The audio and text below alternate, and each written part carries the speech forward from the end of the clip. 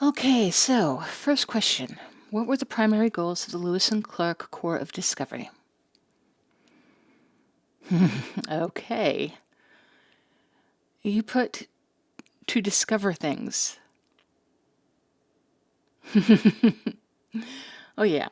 That's a whole lot of ha-ha, but I can't help but think that you did not read the course material. You don't say. You know, I gotta say, I'm not sure you need a tutor so much as you need a book to read. Okay, fine. If you learn better this way, then we'll do this. Stop.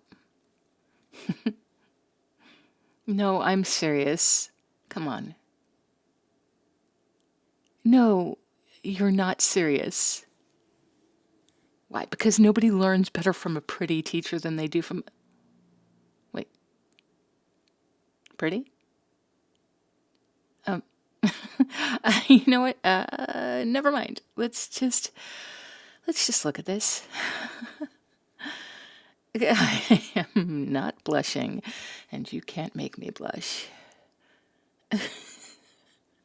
Maybe you can make me blush. Can we focus? Seriously? All right. Okay. The primary goals within the core of Discovery were economic and scientific. They were to establish trade with the native people along the Missouri River. They were there to explore the new territory of the Louisiana Purchase and to see if they could find a rumored waterway to the Pacific because, at the time, in order to get a ship to the West Coast, they had to sail it all the way down around the bottom of South America and back up. Yes, big trip.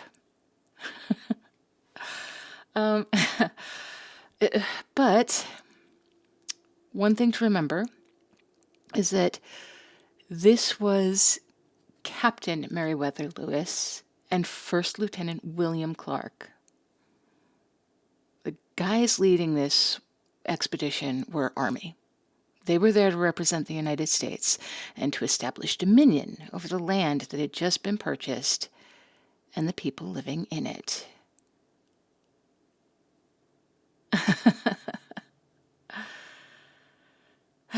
Okay, come on, stop messing around. Because you know what you're doing. Okay, don't act innocent. I know what you meant. I know what you were saying when you said that I was passionate about this. You weren't talking about history. You were.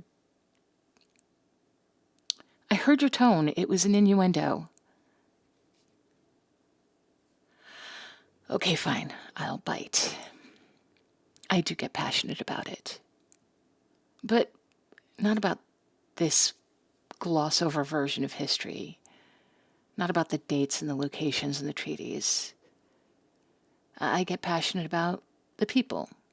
The people in the stories. I get passionate about the motives underneath what spurred on those discoveries and those acts of bravery and revolutions and all that stuff. Well, when you break it down to the individual people, to their individual motivations, you can kind of see yourself in those stories. Or you can empathize with why they did the things they did. Whether it's good or bad. You might not approve of what they did, but you might find some empathy for them, and you can use them as either a warning or an inspiration. I kind of like to play this game where I try to see how their actions impact me in a kind of personal way. It,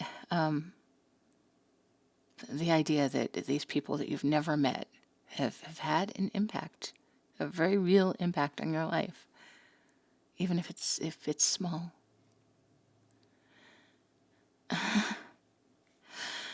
Okay, so here's an example. The late 1800s, there's this woman, Josephine Cochrane. She's a wealthy woman who's married to a politician. And because of that, she has a mansion and she has plenty of dinner parties, and she has lots of nice, fine china and lots of nice, fine people to wash her nice, fine china.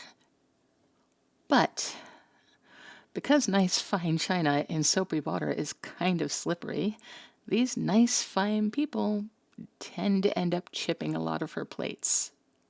And this Josephine Cochran is kind of a Karen at the beginning of this story, right?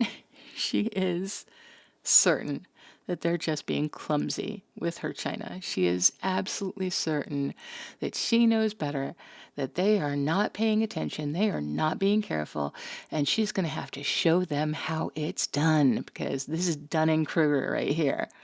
So she starts washing the dishes herself, right? She's showing them how it's done, and she chips a dish. Because of course she does. She's not this miracle worker who can hold on to slippery dishes when nobody else can. It doesn't take her long to chip one of her own dishes and see how very easy it is to do. So she puts her mind to this. One thing you can give her is that she will be a problem solver. Her grandfather was an innovator, and she got some of that in her. So she starts making these racks, right? These wire racks that are bent to the size of her dishes. She forms them to the shape of her dishes so that she can put her dishes in there and keep them steady while they're washed.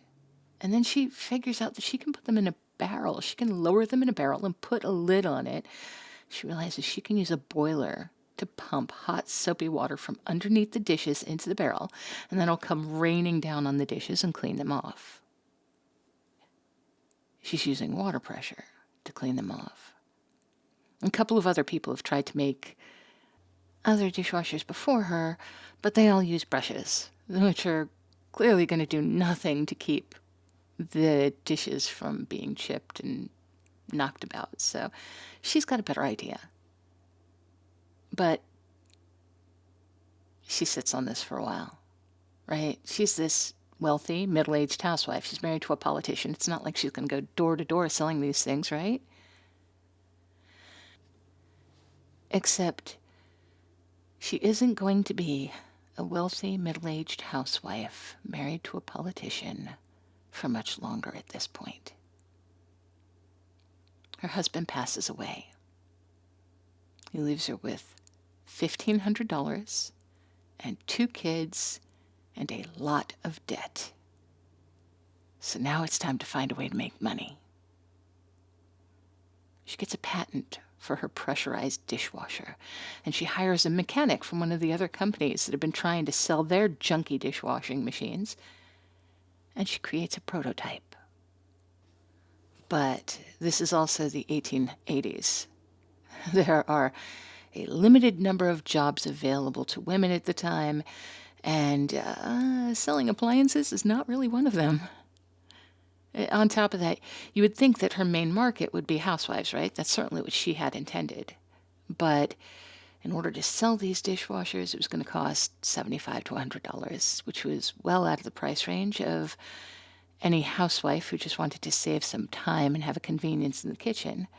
And even if they did have the money for it, buildings didn't all have boilers at the time. They didn't have the water pressure to pump into those barrels. So the houses couldn't handle it. The housewives couldn't afford it. She had to sit on this invention for a little while until she sees an opportunity.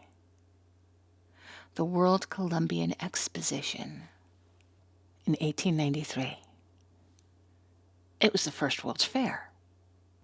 So many things that we know of today were introduced to us at that World's Fair. The Midway inspired the first major amusement park in Coney Island. The first Ferris wheel was there. Moving walkways were there. They had Westinghouse there showing off the AC current. They had Edison Electric showing off the DC current. They had the Geisler tubes, which were these predecessors to neon lights today. They just used a different gas inside them. They had Cracker Jacks and cream of wheat and shredded wheat and juicy fruit gum and Pabst Blue Ribbon beer all rolled out at this World Fair. And they also had Josephine Cochran's automatic dishwashing machine. She still couldn't sell to housewives. Houses hadn't changed that much in just a few short years, but it was hardly just housewives at that World's Fair. All walks of life were there. And she was able to sell her dishwashing machine to hotels and restaurants and colleges and hospitals. And now everyone knew that it was at least possible to have an automatic dishwashing machine that didn't break your dishes. And it stayed like that until the 1850s, with it mostly being industrial, until they came to a time when most homes were equipped with power and heat and water for the dishwasher. So, okay, there you have the story of the woman and what she went through and why she did it, what she had to go up against, right? You can empathize with her position. 2 kids, a husband who left her in debt, no real options for how to make a living that would sustain her and her lifestyle and meet the bills that she had. That's something we can all kind of sympathize with, empathize with, relate to. Now for the part where you tie it into your own life, right?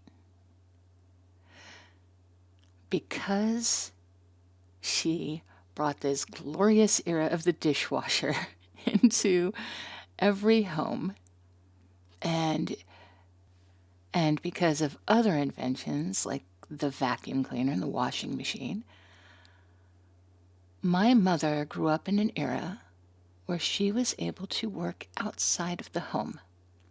She didn't just have to stay home, take care of kids. Because she was able to work outside of the home, she was able to afford to send me to college. And it also developed the expectation that I would work outside of the home. And so I should be sent to college because I needed an education for that, right? And because I went to college, I am now able to sit here and teach you about the history of the damned washing machine.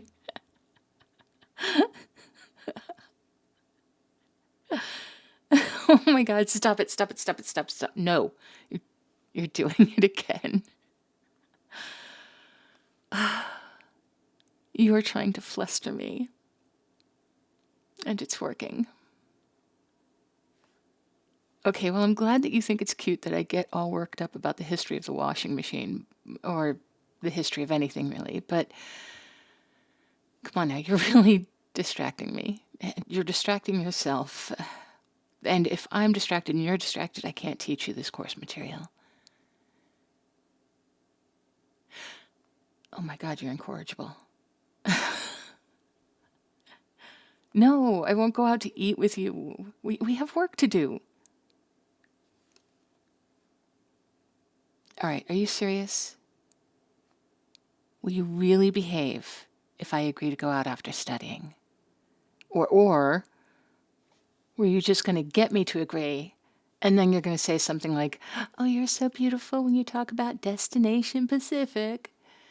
Or then you'll make some double entendre about, like, destination specific or something. I'd like to see your destination specific, or something like that, just to make me blush. Yeah, see? There. That's what I'm talking about. You'd like to discover my core. That's what I'm talking about. And also, I completely resent that I did not think of such an obvious play on words when it was right there in front of me. I would have been able to think of it if you hadn't been making me lose focus. Okay, yes. Yes. We can go out tonight. As soon as we get through this chapter, all right? I will quiz you after dinner. And I tell you what, If you retain enough of what we go over in this chapter, dinner will be on me. No? Well, then what would you like as a reward? Of course, another date. I tell you what, let's see how both the studying and the date goes, and we can revisit the course material if we need to. Okay. All right. It is a date, provided. So focus. All right. So, Lewis and Clark, Corps of Discovery, set out from St. Charles, Missouri on the 21st of May, 1804, traveling by canoe along the Missouri River. We discussed this part. They're going to find out what's along the Missouri. They're going to, you know.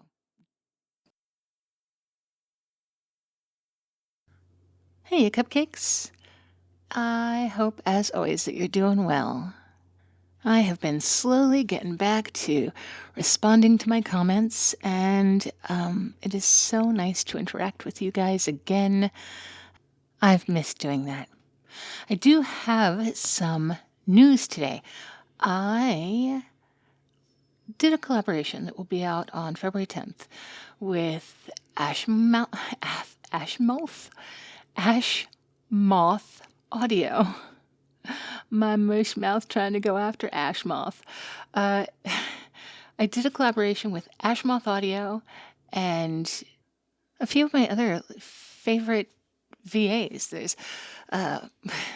Voice of Wani, who, God, I love Voice of Wani. Not Plus Zero. And there is, let's see, there was Ping Li was there, Scare Daisy, Golden Wings Audio, Key Whisperers, and B. Hoss, who wrote the script. Sweet little B. God, B is such a little sweetie. And it's coming out on February 10th. Right now, you can see a preview of it at the end of Ash's latest video. I will link to it in my description so you can take a look at it and give a listen, because the audio is kind of hot. So, anyway,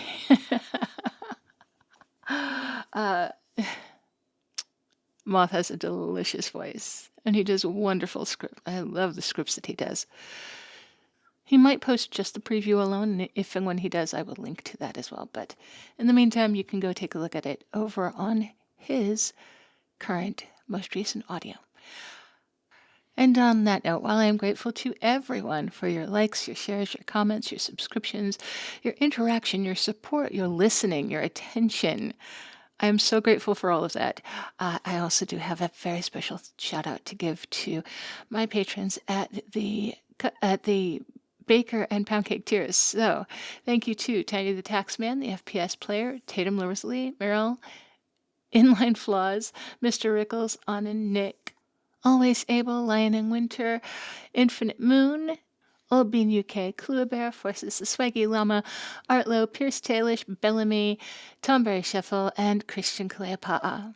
Thank you, you wonderful people here, and I hope you will all be as good to yourselves as you are to me. I will talk to you tomorrow.